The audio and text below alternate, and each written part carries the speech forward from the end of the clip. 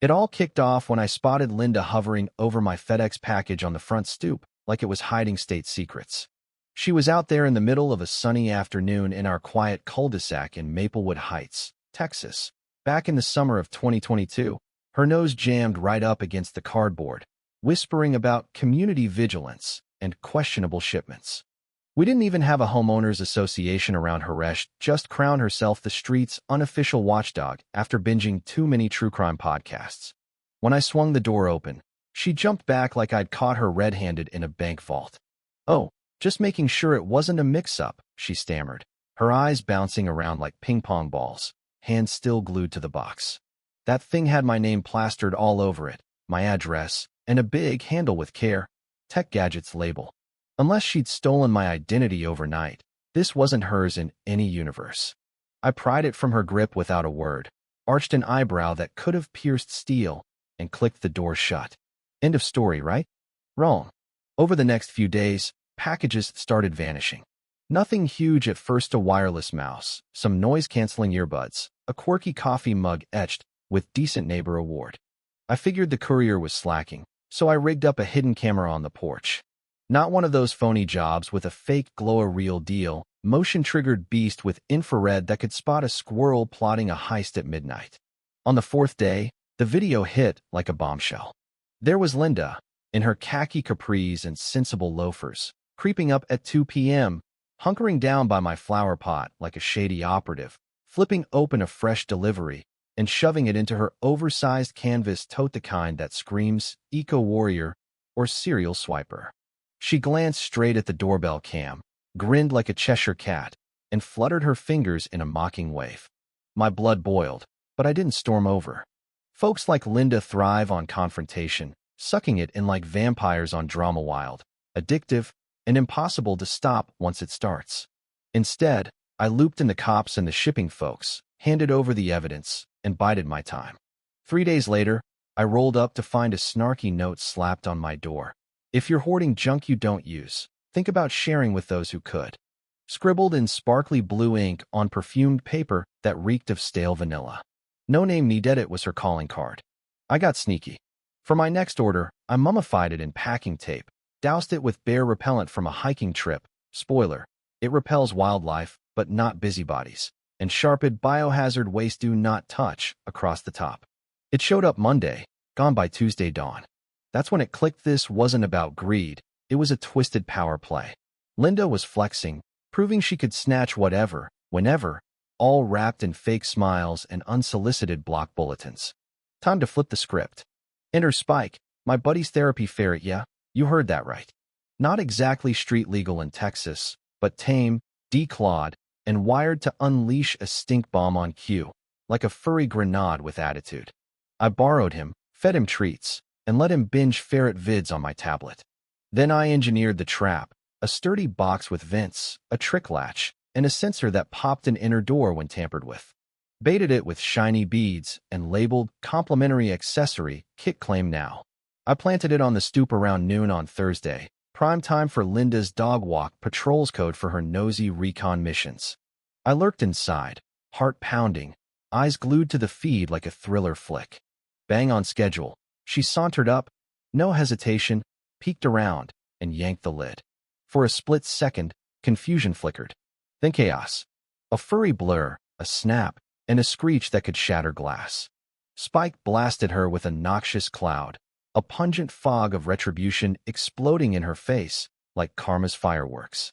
She reeled back, flailing, hollering as she toppled over my azaleas onto her backside. Spike just ambled back in, curled up like he'd punched out for the day. I stepped out with a steaming mug, face blank as a poker pro. "Hey, Linda. Looks like your delivery." She scrambled up, gasping, eyes streaming, stinking like rotten eggs and defeat. "You boxed a beast?" I sipped coolly. "You mean the one you opened?" She bolted, ranting about suits and abuse. I waved at her bewildered pup. Cops showed the next day. I brewed them Joe, rolled the tape, introduced Spike. The lead officer snorted laughter, asking if he did encores. They logged it as property defense and warned me off repeats. Spike headed home, belly full. Linda went dark, her yard signs vanished, her memos dried up. But I sensed the storm brewing. These types don't quit. They regroup. Sure enough, my mailbox erupted with mail bombs, certified letters, bogus charters for the Maplewood Heights Civic Alliance, her as self-proclaimed president. She'd forged a fake HOA overnight, roping in a handful of gullible folks, a couple of seniors and a conspiracy nut who swore aliens built the pyramids. My house got circled on her crudely drawn map with "Trouble Spot" scrawled beside it. Signs sprouted at corners. "Welcome to Maplewood, standards enforced." One was lopsided.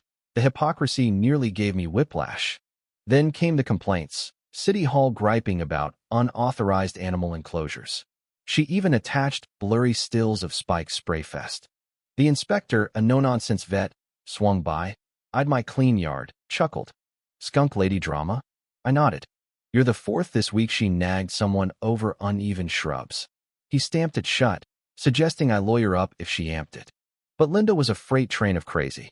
I got home to kids milling on my grass around a table of flyers and skunk-shaped treats with X's for eyes. She'd planted an awareness stand on my turf without asking, mid-rant about wildlife weapons when I approached. "Linda, off my property." Her grin was plastic. "Prime spot for education, your yard's so open." Insulting my grass. Scram. She herded the bored kids away like lost sheep. I dug in, confirmed her cookie order billed to my address, blasted pics to the block chat with lesson, "Don't poach without permission." Flood of laughs, memes, tales her chime bands, her accurate holiday decor edicts. Then a bombshell call from a regional HOA overseer. She'd tried registering her sham group with doctored maps and phony votes. "Claims you're her deputy." I howled. "I sicked a ferret on hurt hats us." He groaned. "Review incoming." At her assembly, in her yard folding seats, tinny speaker, banners sagging only a trickle showed, including her dog. She preached decay and order. I crashed with a projector, beaming her theft montage on her garage.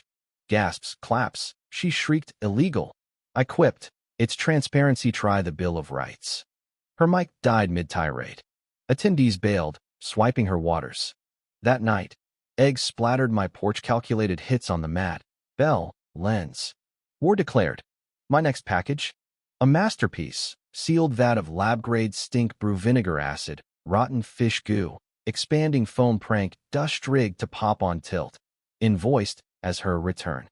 Labeled innocently, I set it out. By 1 p.m., she swiped it in shades and a floppy hat, smuggling it home. Timer ticked, screams shattered the peace. She burst out, hurling the mess, retching as the stench bloomed with water. Neighbors gawked. I trimmed bushes. "Poison," she wailed, jabbing at me. Cops viewed the grab, chuckled at the self-theft. No charges. She plastered smear posters, my mug next to toxic threat. I yanked them, waving to folks, Linda's art autograph. "Mike," ex-cop neighbor, urged. "Counsel? Or media?" I tipped off a local journo. Ferret feud aired, viral gold comments roasting her alive. She pounded my door, green-faced. I slipped her a mint and shut it. Her tribunal invite came.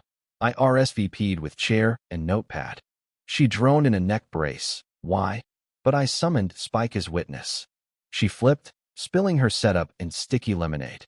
Laughter erupted. Her facade cracked. Glitter bomb rumors swirled. Not me, but fun. Tides shifted, signs against her cult, videos of her yanks. She email blasted decor mandates. I gilded my rude gnome king. Warnings taped up. Penalties loom. We unearthed her fraud. Invalid zoning since '85. Forged SIGs from ghosts and goners. My attorney pal fired cease and desists. Complaints galore. At our cleanup day, we unveiled the dirt posters of lies. She purpled, hurled her board, stormed off. "You ruined my vision." "No, you self-destructed." We're mopping glitter. Her suit, letter demanded 4K for trauma and stains. We countered with tapes, affidavits, crazier than a fox in a henhouse. She lured a sketchy news crew. As she raved, I looped her spray shrieks. Neighbors paraded in HOA-free tees. Clip hit 100K views, brutal comments. State AG knocked, fraud charges for her scams. She babbled symbolic BS, investigation rolled. We threw a Liberty Grill out, curbside food, tunes, Spike shirts. She peeked, vanished. 2 weeks on, moving truck, for sale, poof. We gardened her old spot. Gnome statue inscribed, Petty prevails. I framed her letter by my cam. Didn't seek hero status, just my damn mail. But push a porch pirate with control issues, and creativity strikes back, reeking of sweet payback. Lesson: hands off others' stuff, or risk the spray. Was my revenge too far? Ferret traps and stink bombs, or did Linda deserve every bit for her thefts and fraud? Would you fight back like that, or call it quits early? Drop your take below, like if you're Team Porch Defender, and subscribe for more Wild Neighbor sagas.